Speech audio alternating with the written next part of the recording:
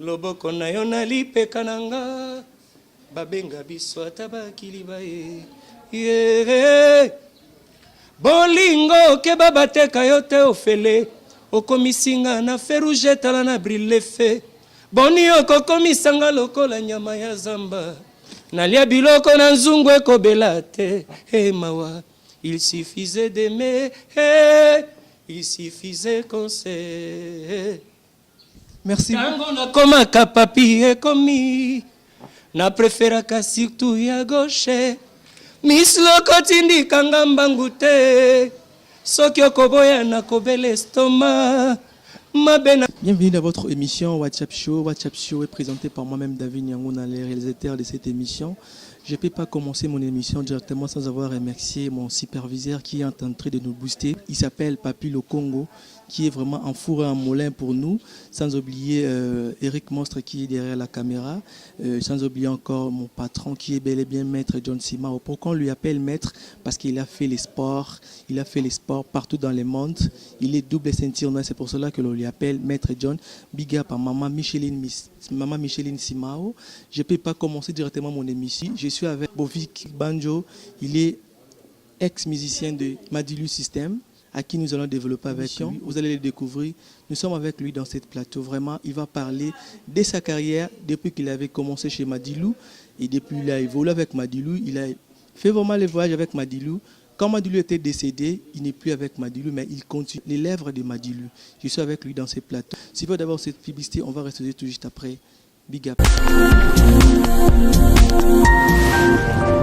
Chaîne abonnée, non mais allez en Kinshasa, meilleure chaîne YouTube, Kaka Congo Suisse. À ne pas zapper, WhatsApp Show avec David Nyanguna, balobi yene makambo. Donc awa pena na Congo Suisse Télévision oyo ayengaye yango biso soki chaîne oyo te mobulo hein.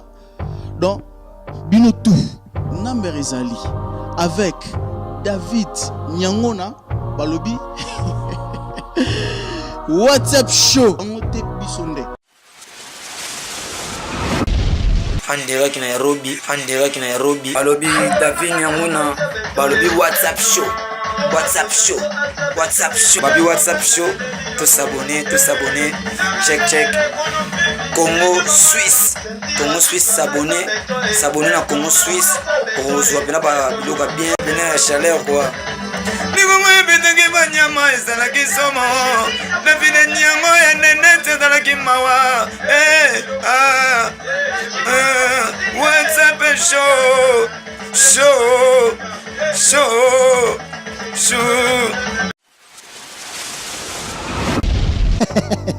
na seki pona na kandate bébé frère seki pona kandate parce que nzambo sekali souté nzambo sekali souté akom na posa ya koseka babi ke WhatsApp Show David Nyanguna aina dola ji ya sika yango bébé frère pesa no bana poto bana kin bana Afrique tout babi ke WhatsApp Show ndeto découvrir ke comédie show Congo Suisse TV yango ne makambo zo pesa lengi babi ke so yango te mo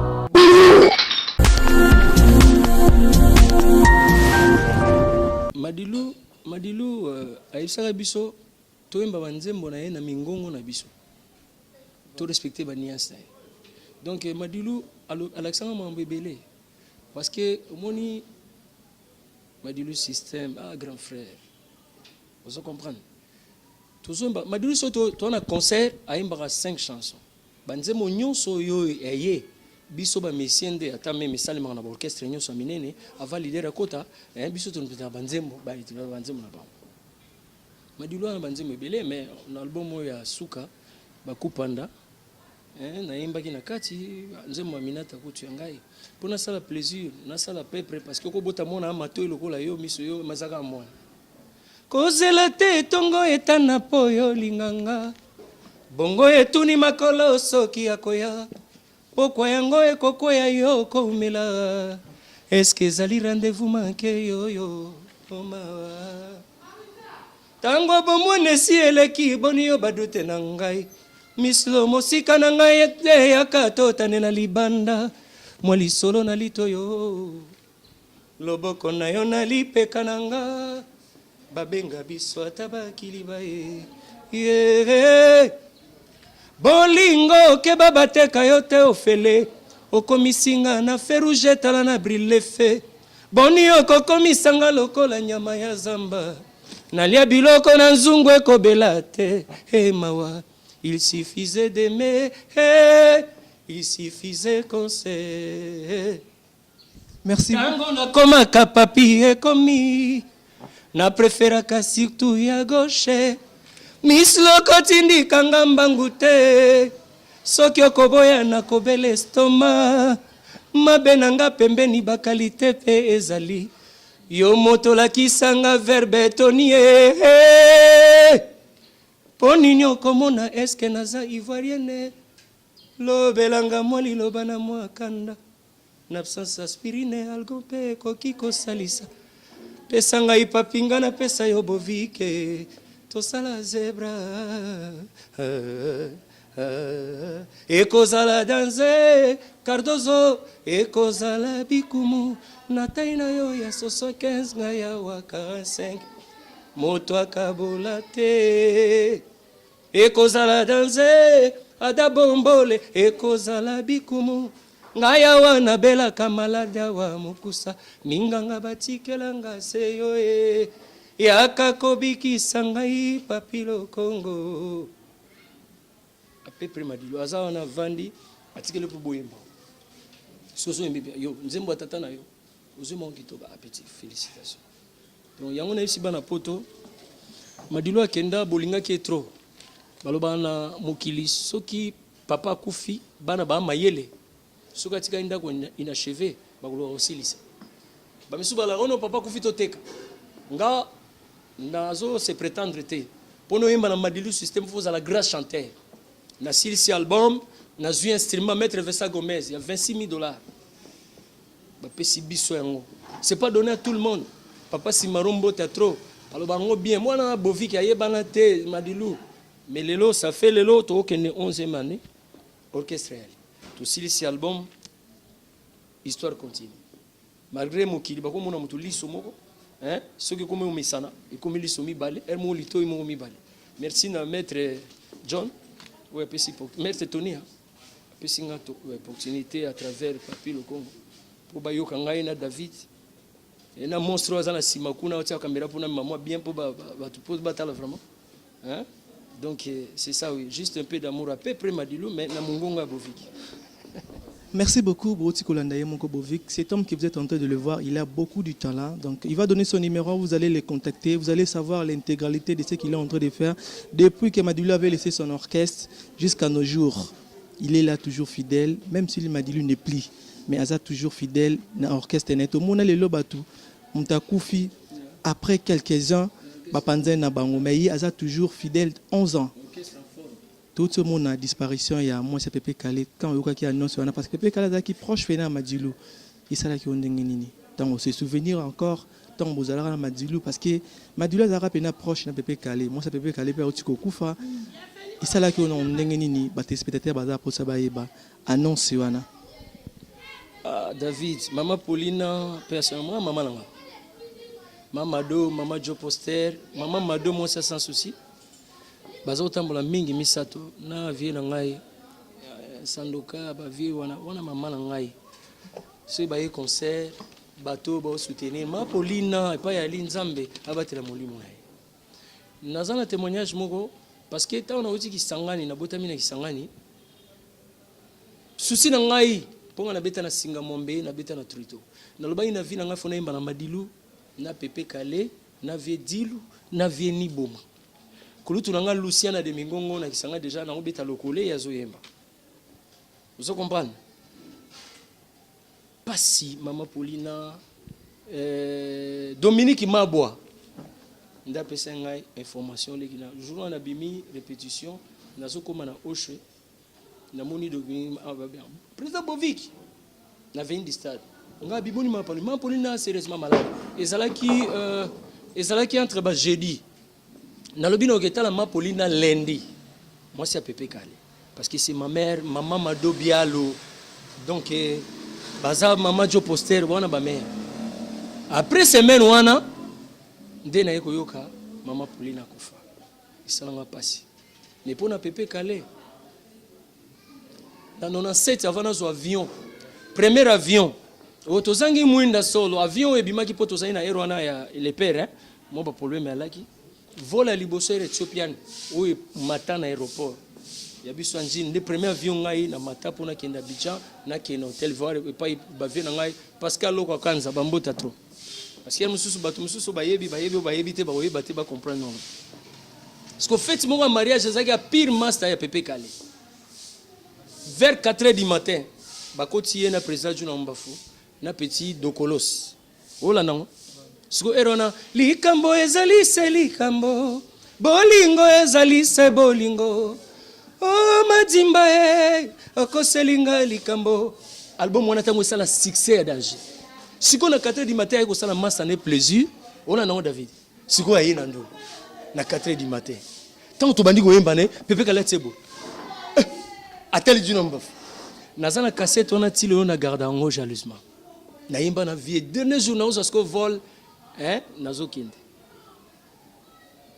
Madilu na yemba na ye tili lo akei ko yemba na Madilu na sali nzembo Madilu ayembi na tie nzembo Madilu ayembi grand chanteur oyo batu nyonso ko telema pembe na Madilu azate biso tozui chance wana lelo vice président maître Vessa Gomez bambota trop ndeko na ye motema kei atikaka biso te mama Bia Letis Madilu fils à papa famille nyonso mama bota Madilu azana no mama Mbongi bango nyonso bali basutenaka biso tozana sima ou to salama donc c'est-à-dire Pepe Kale nazwaki chance atanze moko na yemba ina ye Madilu nazwi chance vieni boma album le tenant du titre yem to réaliser parce que ba grand chanteur atoza ndeno boti mone ba papa mbaloba na nzeo moko ona okino balimba tia ye na martyr baluba abunda nzeo mo yemba okito na linga uminge papa yemba ata ba pesio ndeni so za fo chanteur ata mono boti ye so ka ye ko yuta demi to bolingeti mais biso to yemba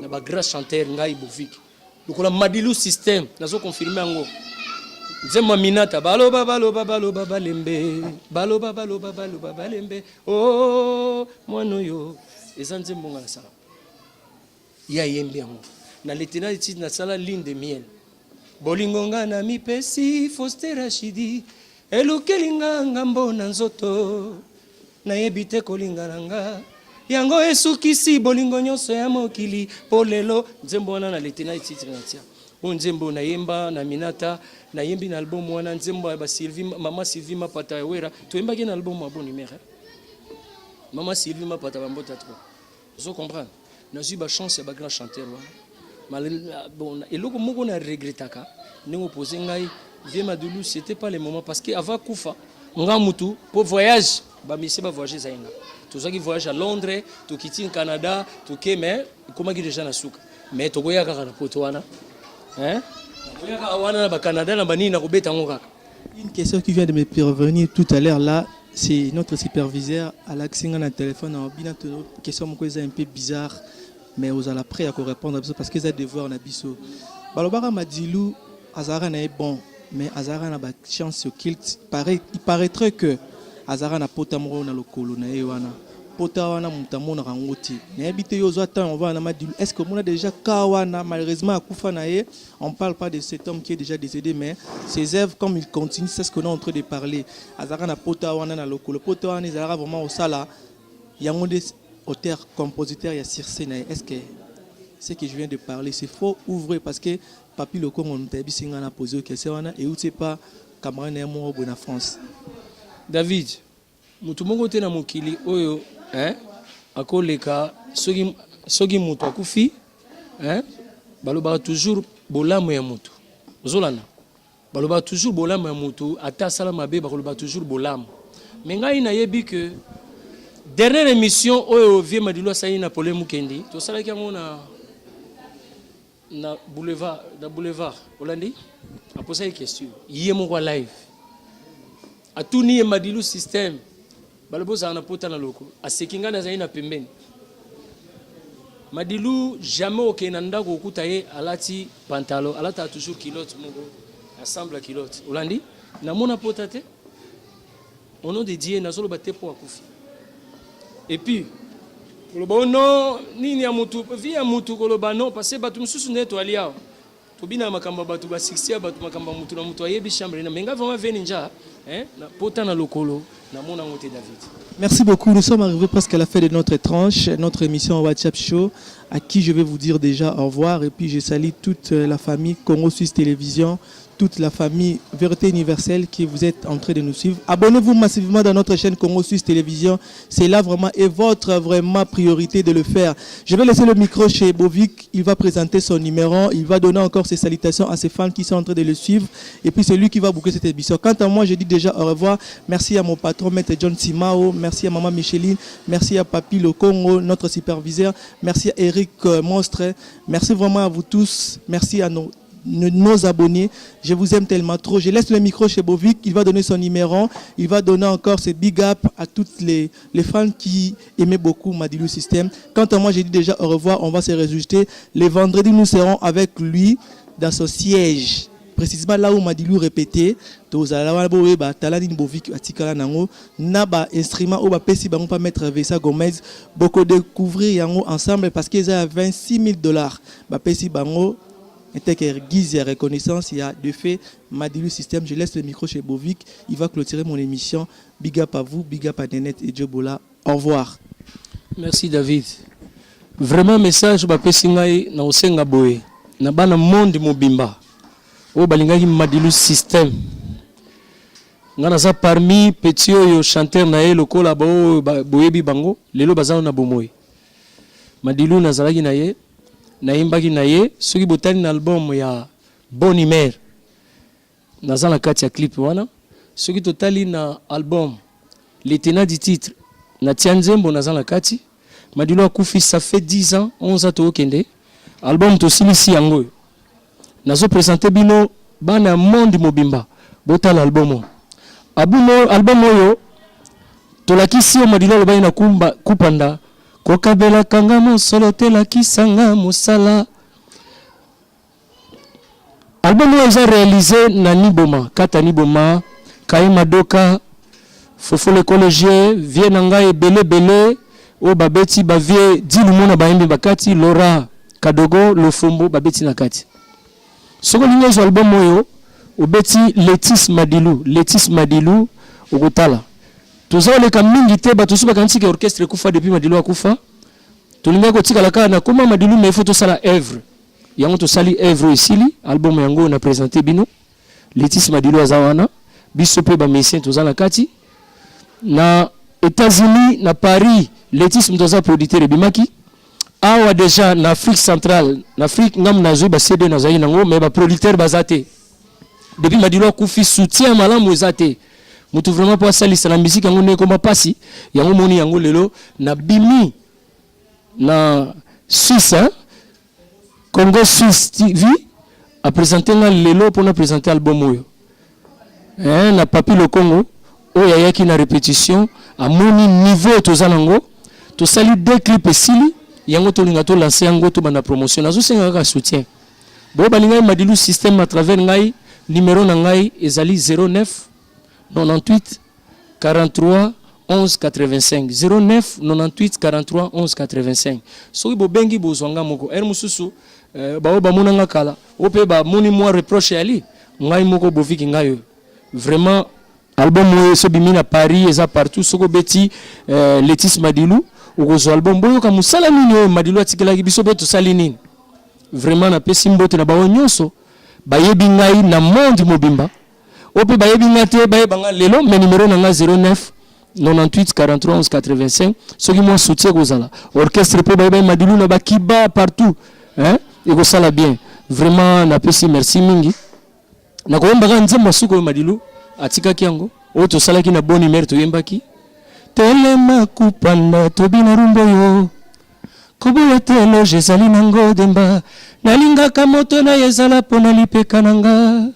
mwali solo na litoyo wana otengane na silence nzoto na ngai ekomi assuré mama ye kombo na yo kupanda ye fumumbola habenga nazali lokola moto ya kwiti aluka na ye sekopo nazali lokola moto ya maladi aluka na ye se monganga dokotoro seyo amu yebi naza omega naluka yo na banganda na zuwa te naluka yo na mafinga na zuwa te nzoko ozalaki na kati ya bible na se ya losambo amu vraimen naza omega kokabelaka nga mosolo te nakisanga mosala mabala ya lelo ekoma ya baintere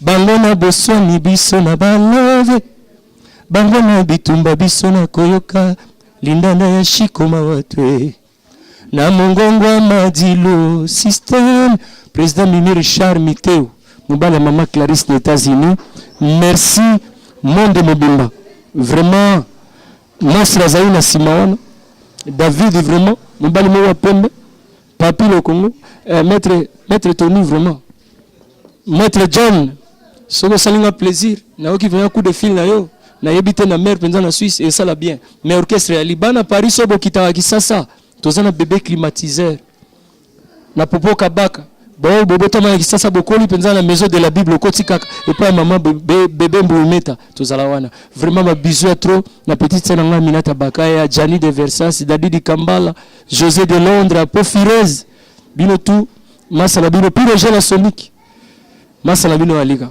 vraiment ça la bien so bobengi ngai et sala kitoko mingi na pesi bino toujours ba bonne chance bino batu bozana na Paris partout na monde mobima merci.